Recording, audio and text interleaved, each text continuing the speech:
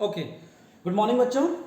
आज हम डिस्कस करने वाले हैं एक्सरसाइज 9.4, जिसमें आप बेसिकली कुछ डिस्कस करेंगे जनरल सॉल्यूशंस, वेरिएबल सेपरेबल, कुछ बेसिक। तो चलिए 9.4 को स्टार्ट करने से पहले मैं कुछ आपको बेसिक चीज़ें इसके बारे में बता देता हूँ जो यहाँ पे हम यूज़ करेंगे। तो देखिए, पहले मैंने यहाँ पे आपको दिखाई दे रहा होगा डिफरेंशियल इक्वेशन। डिफरेंशियल इक्वेशन जो पिछली वाली एक्सरसाइज थी 9.2 जो आपने की थी, 9.3 हमारे सिलेबस में नहीं है, इसलिए हमने 9.3 को डिस्कस नहीं कर रहे हैं। तो 9.4 को डिस्कस कर रहे हैं। तो उससे पहले आप थोड़ा सा समझिए कि डिफरेंशियल इक्वेशन में मैं आपसे क्या कहना चाहता हूँ। बेटा, डिफरेंशियल इक्वेशन में बेसिकली हमें सॉल्व करना है, और सॉल्व करने के जो यहाँ पे आपको बेसिकली 3 मेथड हैं आपके पास।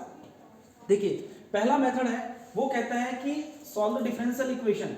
आप उसको कैसे सॉल्व करना है? पहला मेथड आएगा आपका वेरिएबल सेपरेबल।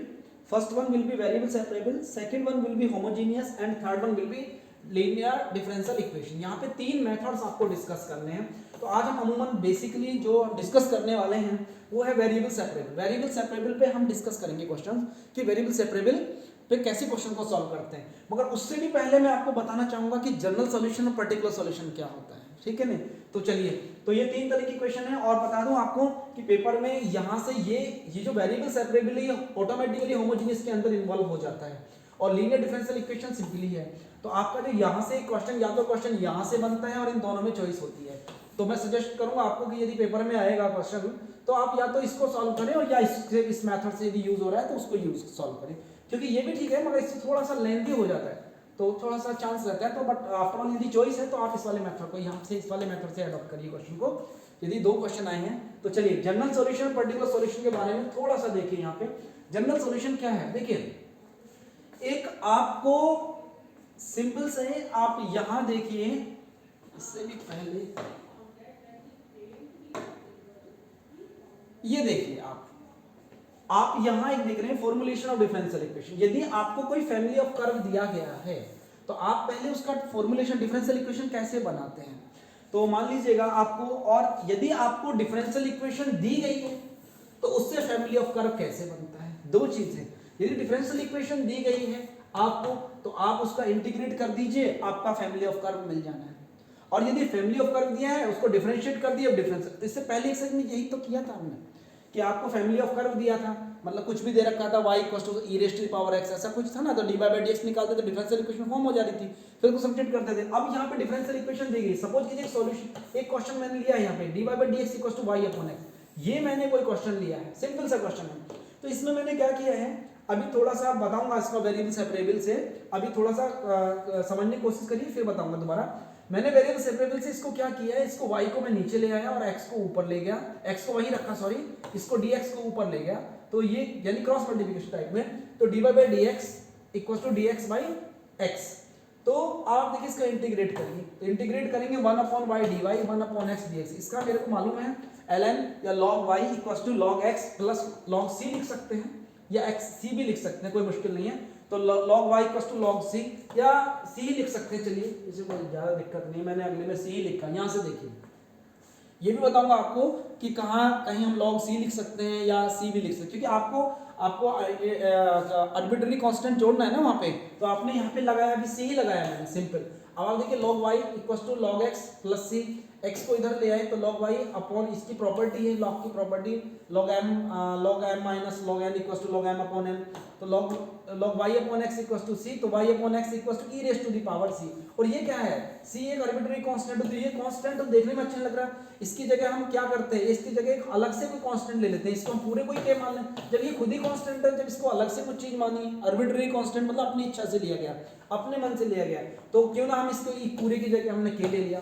तो अब देखिए y/x = e⁻c, x आ गया, तो y = इसकी जगह हमने k लिया है तो kx आ गया। अब ये देखिए ये फैमिली ऑफ कर्व नहीं बन गया आपके पास, क्या बन गया आपके पास, ये फैमिली ऑफ कर्व बन गया y = kx, सिंपल सा कर्व है। अब y = kx क्या है, एक हमारे पास फैमिली ऑफ कर्व है, ये रहा y = kx हमारे पास क्या है, एक फैमिली ऑफ कर्व बना है, जिसमें अब k की वैल्यू यदि करें, हमारा मन करे कि k की वैल्यू हमने 3 रख दी तो y = 3x, कुछ अलग कर्व हमें जो ऑब्टेन होगा। यदि हमने y की वैल्यू k की वैल्यू 4 रखते हैं तो कोई डिफरेंट टाइप का मिलेगा, k की वैल्यू 100 रखते हैं तो कुछ और मिलेगा, यानी कि depends on the value of k। तो k की वैल्यू पे डिफरेंट टाइप के कर्व मिल रहे हैं ना। बट अब ये क्या है, जनरल कर्व हुआ ना, ये सबके लिए इस पर आप कुछ भी रखो, ये डिपेंड कर रहा है। अब इसका मतलब मैं ये कहना चाह रहा हूँ कि जनरल सॉल्यूशन यदि ये कोई कर्व दिया है और आपके पास इस तरह का है, तो ये जो है जो कॉमन आता है उसको बोलते हैं जनरल सॉल्यूशन। और यदि हमने उसकी कांस्टेंट की इसकी वैल्यू हमने इसकी फिक्स कर दी, जो आर्बिट्रेरी कांस्टेंट जो भी कुछ ले रहे थे आप उसकी वैल्यू यदि फिक्स कर दी, तो अब ये पर्टिकुलर कर्व बन गया। अब आप इसको बारे में अच्छे से जानते हैं, तो ये हमारा हो गया पर्टिकुलर सॉल्यूशन। कहने का मतलब है कि यदि आपने कांस्टेंट की वैल्यू या आर्बिट्रेरी कांस्टेंट है उसकी वैल्यू कैलकुलेट की है, तो उसको सब्स्टिट्यूट करिए उसमें, और जो आपका फाइनल मिलेगा answer that is the particular solution. तो ये हमारा हुआ पर्टिकुलर सॉल्यूशन का केस यहाँ से। तो अब हम डिस्कस करने वाले हैं बेसिकली वेरिएबल सेपरेबल पे question, general solution, particular solution. मतलब कहने का मतलब ये है कि आपको करना क्या है इस क्वेश्चन में, थोड़ा सा देखिए। यदि आंसर हमारा यहाँ पे इस क्वेश्चन का हो गया है कंप्लीट, तो यदि इसका जनरल सॉल्यूशन की बात करें तो जनरल सॉल्यूशन तो ये आ गया, और पर्टिकुलर सॉल्यूशन की बात करें तो वो कहेगा कि k की एट k इक्वल टू जो भी कुछ कहेगा आपका x y इक्वल टू कुछ देगा और x इक्वल टू भी कुछ देगा, उसके वैल्यू सब्स्टिट्यूट करके k की वैल्यू निकालो, k की वैल्यू कैलकुलेट करेंगे, वापस k की वैल्यू इसमें रखो, तो एक हमारा पर्टिकुलर सॉल्यूशन आ जाएगा। तो चलिए अब आगे के एक्सरसाइज में देखते हैं एक्सरसाइज में है क्या, ये भी बता दिया आपको। एक्सरसाइज देखिए 9.4, इसमें कहा है dy by dx equal to 1 minus cos x upon 1 plus cos x। तो dy by dx equal to होगा 1 minus cos x upon 1 plus cos x dx। मैंने क्या किया है, कुछ नहीं, मैंने वेरिएबल सेपरेबल की यूज की है। वेरिएबल सेपरेबल का मतलब है कि x वाले एक जैसे लोग एक तरफ आ जाएं। वही मान लिया कहीं पे कोई फंक्शन हो रहा है, स्टूडेंट का कॉर्नर अलग होगा, जो पेरेंट्स आए हैं उनका कॉर्नर अलग होगा, उनको अलग बिठा दीजिए। मैंने भी तो वही किया है कि dy by dx, dy को इधर ही रखा और इसको dx को मैं उधर ले गया यहाँ से ठाके। तो कुछ भी नया नहीं किया मैंने यहाँ से। तो ये आया 1 minus cos x upon 1 plus cos x। तो फिर आपको एक बात याद हो, मैंने बताया था पहले कि जब भी लाइफ में cos के साथ 1 दिखाई दे जाए कहीं भी किसी भी तरीके से, कभी भी थोड़ा ऑन द लाइन, ऐसा cos के पास ऐसी पावर है, cos के पास एक ब्रह्मास्त्र है, और उसके पास यानी कि 3 है, 3 में 3 फॉर्मूले cos के, वहां से 2 फॉर्मूले, ऐसा फॉर्मूला इंप्लीमेंट करो कि यहाँ से 1 डिलीट हो जाए। तो 1 डिलीट हो जाए तो cos x का बनेगा हमारे पास क्या, cos x का फॉर्मूला होता है ना 1 minus 2 sine square x by 2, और इधर रखा 2 cos square x by 2 minus 1। ऐसा क्यों, क्योंकि ये मेरा 1 एलिमिनेट हो जाएगा। सेम सेंस यहाँ से एलिमिनेट हुआ। अब आप देखिए 2 से 2 भी एलिमिनेट हो जाएगा, तो मेरे को क्या मिला, dy का इंटीग्रेशन करूंगा तो y आ जाएगा, इंटीग्रेट भी करना है ना साथ में, ऑन इंटीग्रेटिंग, क्योंकि मुझे तो सॉल्यूशन निकालना है ना, on integrating sin square x by 2 cos x by 2 dx। अब cos square x by 2 sin square x by 2 cos square x by 2 होता है tan स्क्वायर x बाई 2। तो tan स्क्वायर x बाई 2 का कोई integration नहीं होता, उसको कैसे करना पड़ता है, इसको थोड़ा सा सॉल्व करना पड़ता है, secant square x by 2 minus 1 करना पड़ेगा आपको। तो फिर आप इसको इंटीग्रेट करेंगे, secant स्क्वायर x बाई 2 का कितना आएगा, tan x बाई 2, मगर ये x नहीं है तो इसका डिफरेंशिएशन से, इसका डिफरेंशिएशन में हम मल्टीप्लाई करते थे, यहाँ पे उसका डिफरेंशिएट करके डिवाइड करेंगे, तो x बाई 2 का डिफरेंशिएट 1 बाई 2 आएगा, उससे डिवाइड कर दिया, 1 का x आएगा प्लस c ऐड किया। तो बस यही मैंने बताना था आपको। तो इसको सॉल्व किया, ये 1 बाई 2 इधर चला जाएगा, तो ये क्या 2 tan x by 2 minus x plus c। देखिए मैंने cos के तीनों फॉर्मूले यहाँ पे लिख दिए जो मैं बात कर रहा था, जो मैंने ये यूज किए हैं कि cos के 3 ब्रह्मास्त्र हैं, 1 minus 2 sin square x by 2 2 cos square x by 2। इन बेसिकली इन दो से ही हमारा काम चल जाता है। तीसरा फॉर्मूला होता है cos square x by 2 minus sin square x by 2। तो इतना करने से हमारा काम हो गया। क्वेश्चन में कुछ भी नहीं है ज्यादा, आपने वेरिएबल सेपरेट करना है, सेपरेट करने के बाद में उसको इंटीग्रेट कर देना है, आपका क्वेश्चन हो जाएगा। So this is the variable separable method. यहाँ पे वेरिएबल सेपरेट करना है, वेरिएबल को सेपरेट करके उसके हिसाब से काम करिए। सर चलिए एक क्वेश्चन और ले लेते हैं, आपको समझाने के लिए एक क्वेश्चन और यहाँ से काम करते हैं।